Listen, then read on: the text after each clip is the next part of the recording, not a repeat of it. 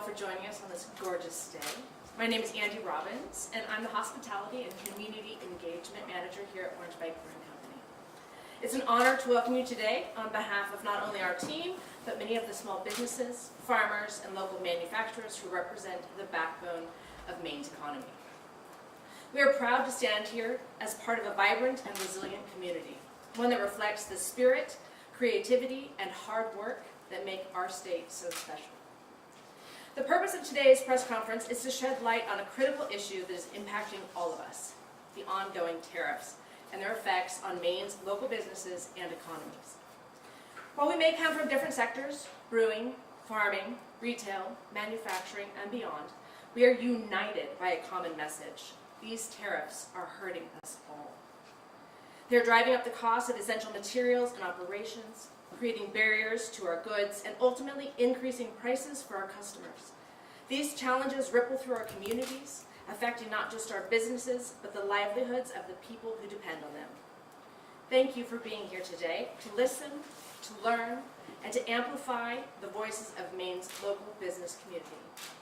We will have time at the end for questions. I would like to turn it over to Tom Ruff, founder and CEO of Orange Bike Brewing Company. Tom? Thanks, everyone. Thanks a lot for coming. We're honored to be hosting you all today. And Will, thank you for reaching out, and all the business owners and community members, families, neighbors, my family. I'm Tom Ruff. I'm the founder and CEO of Orange Bike Brewing Company. We are one of 14 dedicated gluten-free breweries in the country versus 9,000 plus traditional breweries. We are Portland, Maine's first dedicated gluten-free brewery. We're very fortunate that we have two here in the state of Maine. Lucky Pigeon is down in Biddeford, and they're friends of ours as well. We're also a social enterprise. We're backed by the state of Maine and the Maine Venture Fund, so we're getting a lot of government support and support from our government officials, but we also have a lot of eyes on us. With that comes added responsibility, and we all share a similar concern with what these tariffs are doing to us. A lot of people don't realize our highest cost is packaging, and you see behind you, this is half of a pallet of cans. $6,000 per pallet is the cost for us. We just received 2 pallets. We just ordered 2 more at $6,000 a piece. 5 cents per can. The tariff went into effect on April 1st, and it may seem like a small amount, but factor that in and multiply it over and over again at scale. It's significant, especially to a small brewery like us.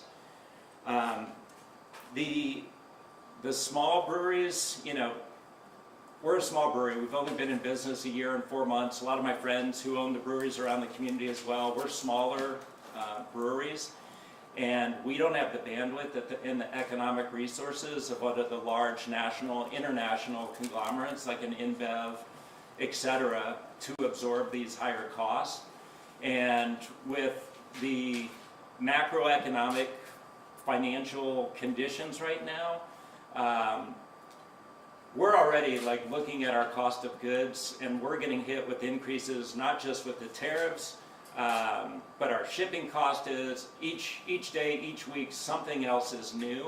So for us, and as a small brewery, it impacts us greatly versus the larger ones. People ask, why our aluminum cans, they all come from Canada. Our steel, which you see steel all around here, we have 12 more tanks between here and in the back, that comes from China. And so not only the aluminum, but the steel impacts us as well. People ask, well, maybe why can't you switch to bottles? Because there isn't a tariff on that. We don't have the luxury. That can take weeks, months, years to do that, and at a cost of an additional anywhere from $25,000 to $100,000 for all new bottling equipment. So we don't have that option as well.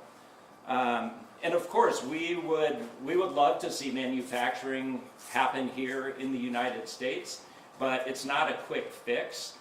We don't have the supply in the United States right now, and this is a 2-3+ year situation, and the tariffs are now, and it's affecting us small businesses now. We don't have time as a luxury, and that's another impact too that's been concerning for us. And I think for us and for other brewery owners, what's been so hard is just the uncertainty and just the rapid and massive fluctuations every single day on the tariffs, counter tariffs, changes, pullbacks. We built out our budget over 6 months ago for the year, and now we're trying to go back and adjust for all of this as well. And it's real and it's hard, and unfortunately we've seen several of our friends' breweries that have closed in the last 3 to 4 months and gone out of business. We have friends that are on the verge of bankruptcy, and this could be that final straw. So again, we're proud to be here in Maine with a group of incredible folks and businesses, but I just think it's important that people understand, these are real families. This is my wife and daughter here. I expose them to everything. And again, our neighbors and all. So the impact's real. So we're proud and grateful to represent the state, but there needs to be something done. And I don't know what the answer is, but we appreciate you being here today.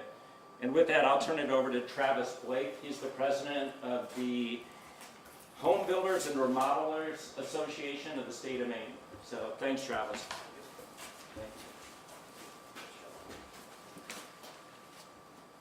I'm Travis Blake, president of the Home Builders and Remodelers Association of Maine.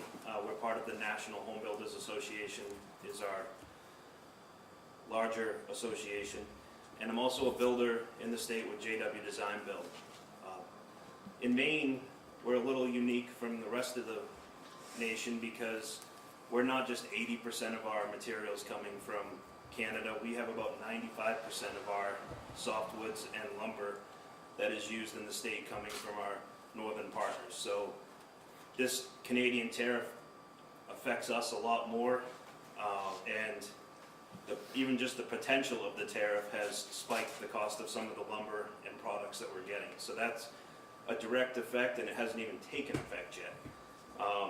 The constant threat and pulling back and enforcing has created a lot of uncertainty for our builders, their clients. Personally, we've had 2 projects put on hold that were supposed to start in May, and with the new tariffs and threats, we've added escalation clauses into a lot of our contracts as contractors, which means if our price of materials goes up due to tariffs or unseen economic times, then that cost gets passed directly on to the client. So there's a lot of uncertainty that's been created. And this kind of hesitation is becoming more and more normal. People are asking, clients are asking, we're getting calls constantly as an association, just not knowing what's happening. And as I said, even in the last 30 days, we've seen the lumber prices go up. On 4/11, they came back down a little bit because they got paused again. So even from a manufacturing side, there's just a lot of uncertainty. We need a trade policy that gives people and businesses confidence to move forward. In our industry, you hear it every night on the news that housing affordability and the need for more housing is very important, and it's something that we're ready to provide if we don't have some of these stumbling blocks that are putting the hesitation for our clients out there. So, we need help, and we don't have the answers either, like Tom doesn't, to how to get to that next step, but we need to continue to work to push these tariffs off as much as we can. With that, I will introduce Mark Ferguson, president of Brant and Cochran. Hi, everybody. So over the weekend, I was at a bar in Connecticut, and a guy sitting next to me asked me what I do, and I said, well, I own Brant and Cochran. We're an axe maker in South Portland, Maine, and we brought heirloom craft axe making back to not only Maine, but the United States. And so the guy says, man, boy, these administration policies, like tariffs, sure must be great for small manufacturers like you. And so here's what I told him, and I used language that might have been a little more salty than this. So since starting our business 10 years ago, we've always sourced our steel in the United States. from U.S. mills in South Carolina and in New York. The last batch of steel we bought in March that I picked up cost us 35% more than the steel I picked up in February.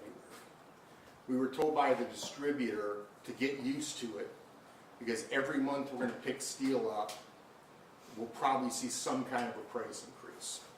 We're certainly not going to see price decreases this year. And this is really due to higher demand and less supply of U.S. steel.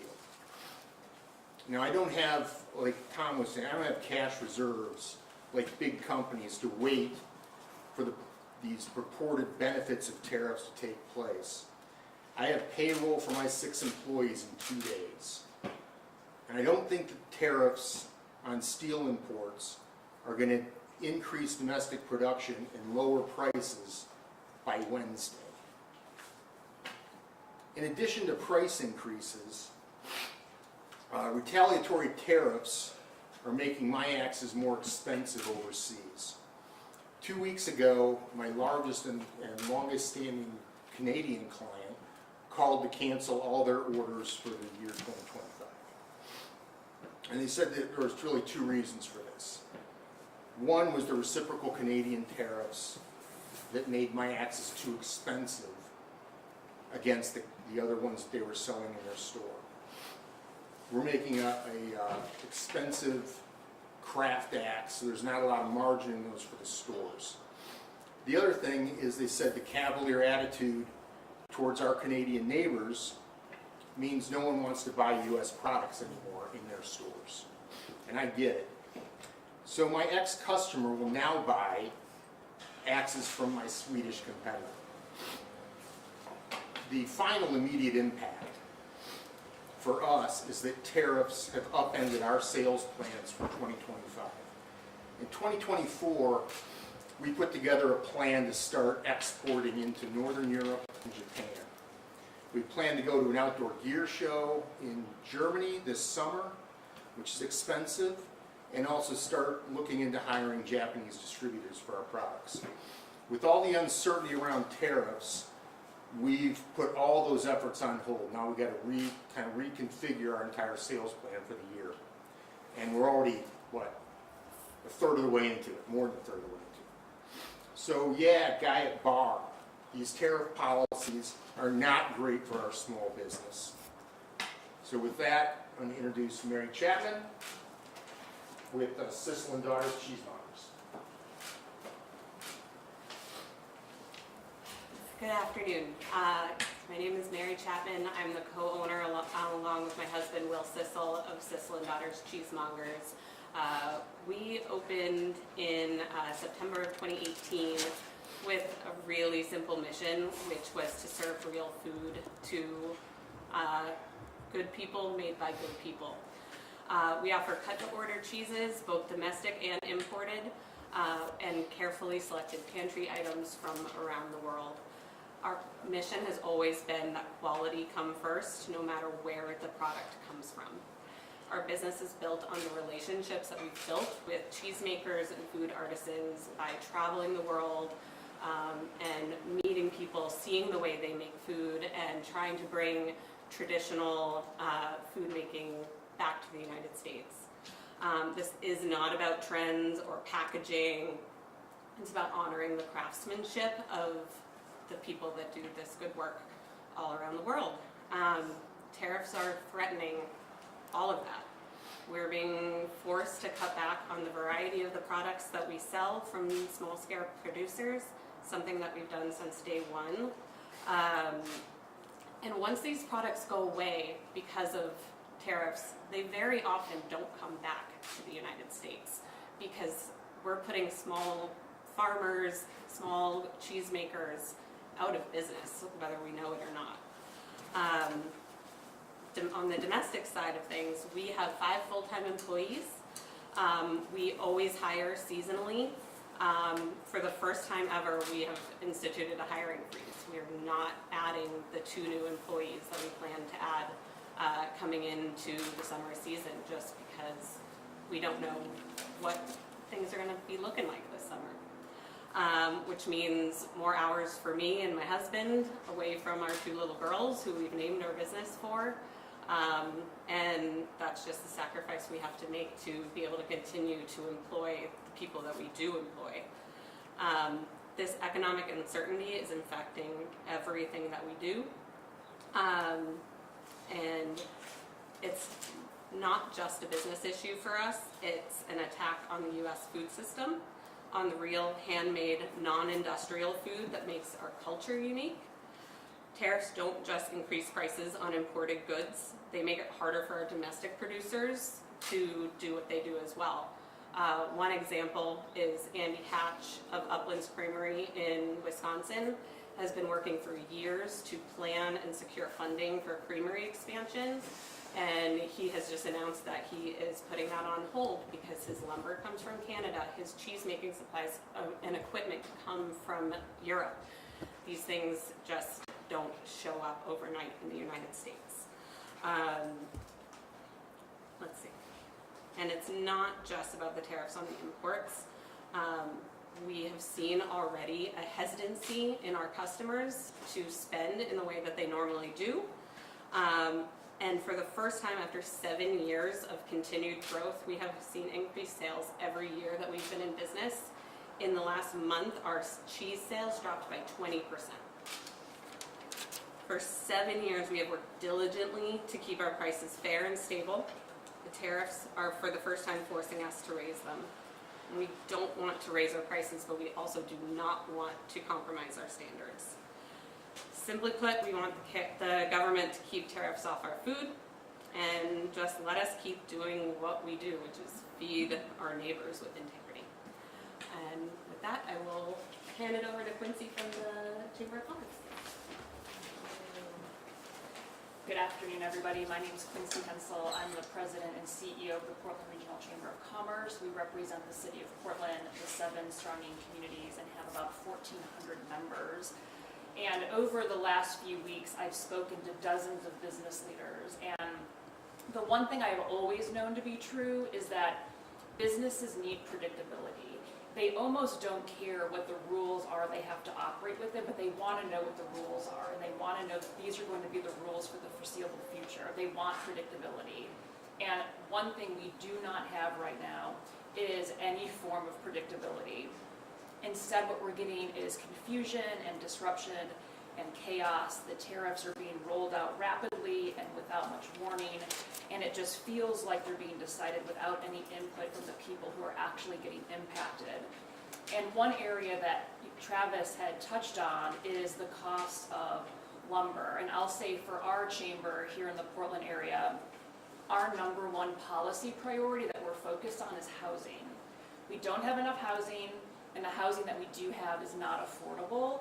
We have a goal, the state has a goal to bring 80,000 new housing units to market by the year 2030, which is scarily not that far away. We're not making great progress, and we are very worried that these tariffs are going to make the development of housing very difficult to do, and the housing that is built is going to be unaffordable for the people we're trying to attract to Maine and for the people who live in Maine who are looking for housing.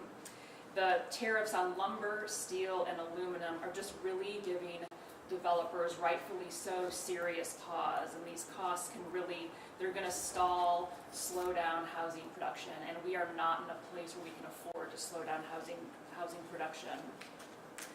And that's incredibly disruptive, not just for the people building housing, but for the employers. Like every employer I know across the state is looking for talented and skilled workers. We're trying to attract them from all over the state, all over the country. And if we don't have affordable housing, we are not going to be able to attract those individuals here to Maine.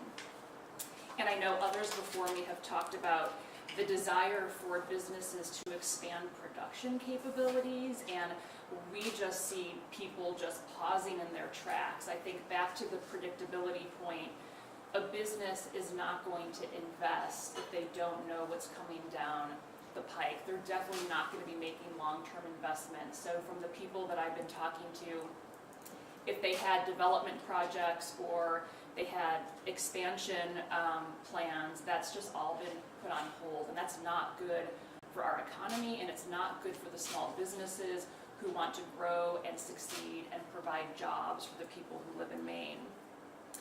And believe it or not, now is actually the time when our retail members, the small and unique shops that bring vibrancy to our downtowns, are actually placing orders for this year's holiday season. And that is really hard to do when you just have the uncertainty of how much things are going to cost. So we're finding even very small retailers are just in an incredibly challenging place as they're trying to plan for the future. In a time when we're already facing workforce shortages, inflation, and supply chain strain, these tariffs are yet another obstacle, and businesses are asking how many steps backward are we going to have to take when we really should be moving forward. The stakes are high, and for many, the pressure is growing by the day, so we're urging policymakers to take a closer look at the real-world consequences of these decisions. Thank you for being here today, and I think I am now bringing up Will to moderate some Q&A. Hey, thank you so much, Quincy, and special thanks to Tom and the whole Orange Bike team, Tom's lovely family for hosting us here today. And just want to thank all of our speakers for sharing so openly and honestly about some of the impacts that they're facing as a result of the tariffs. My name is Will McEntee. I'm with the Tariffs Cost Us Project. And as you just heard from today's speakers, the tariffs that have gone into effect have already had an impact on small businesses and manufacturers here in Maine, and can result in higher prices for consumers as well. On top of that, the uncertainty surrounding future trade policy makes it difficult for these businesses and businesses across the state to plan and to grow.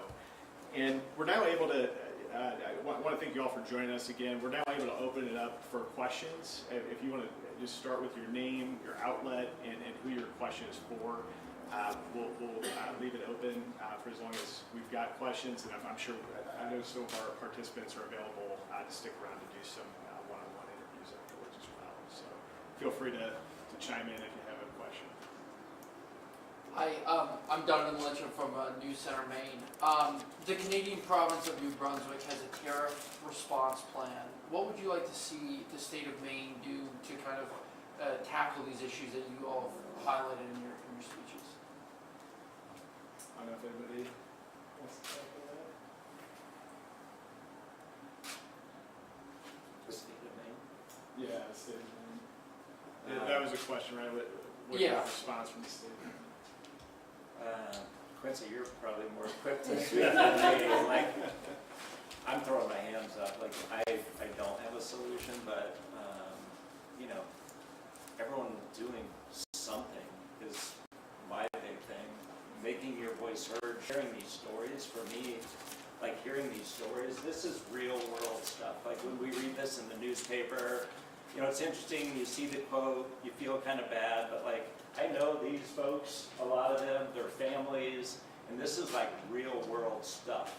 And, you know, many of these companies on the verge of bankruptcy, and this is happening now, and this is that final straw. Please do something, I don't know what, but share these stories, you know, reach out to your representatives, share, ask what can we do, and that's something too from this, you know, that maybe we as a community can speak to, like what can we as business leaders and owners, what can we do with the chamber and the state as well. But I don't have a solution, unfortunately, but we need help. I think that's a great answer. I think it's really communicating with our delegation. I thought that was a great answer that Tom had, and I think it's really communicating with our delegation so they understand how tariffs are impacting business in Maine, even the smallest businesses in Maine. And I think the example that was given earlier about an individual at the bar saying, wow, this must be great for your business. I think there's a lot of confusion of how tariffs actually work and who's actually paying them. And so to Tom's point, I think we have to continue to talk to our administration, have them put pressure on our delegation. We should put pressure on the delegation and hope that Washington, D.C. might be able to make some changes that bring some relief to small business across the country. Thanks, Quincy and Tom. Any additional questions? Hi, I'm Nicole Agrisco with Maine Public Radio. I think this question is for Travis.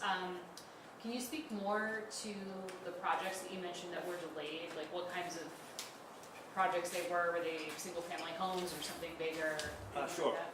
Yeah, one of them was an addition, and, you know, lumber associates for, let's just take a $400,000 house, for an example, and that's probably about 25% of the house is softwoods and products to do the framing and everything, so it can affect the total price of the house by about 5%.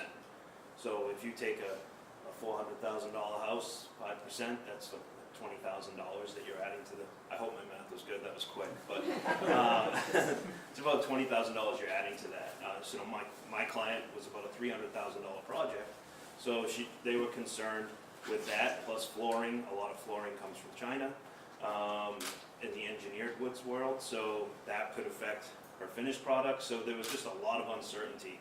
And I think that's what we're seeing, is just that uncertainty piece and not knowing. And like, we understand that the whole idea, I guess, behind this is to bring the manufacturing and stuff back to the United States.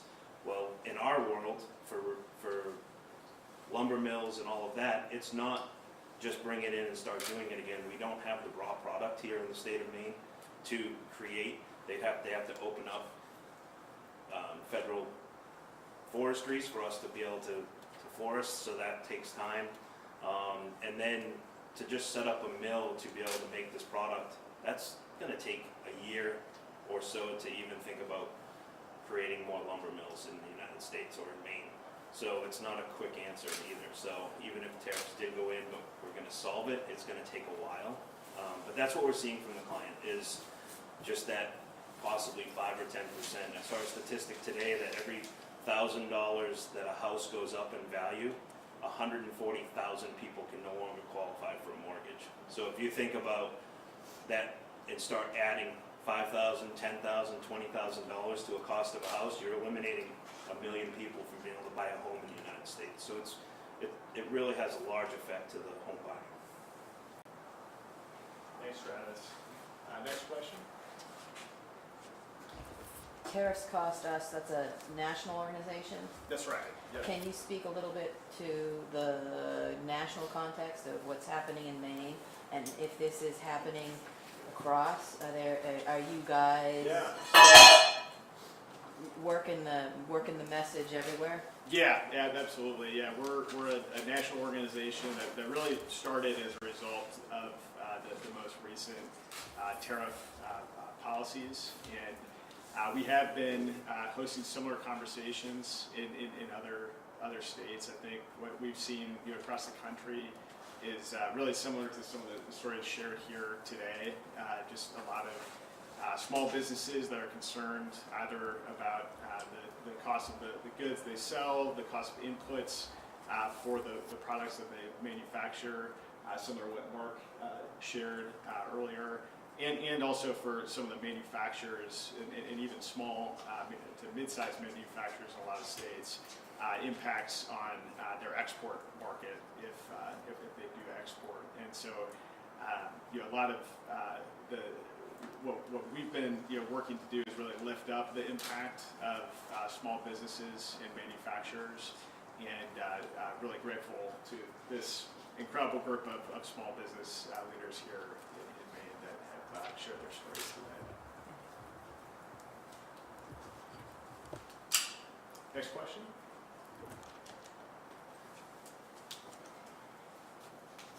Everybody set? All right, thank you so much. Thank you. Appreciate it.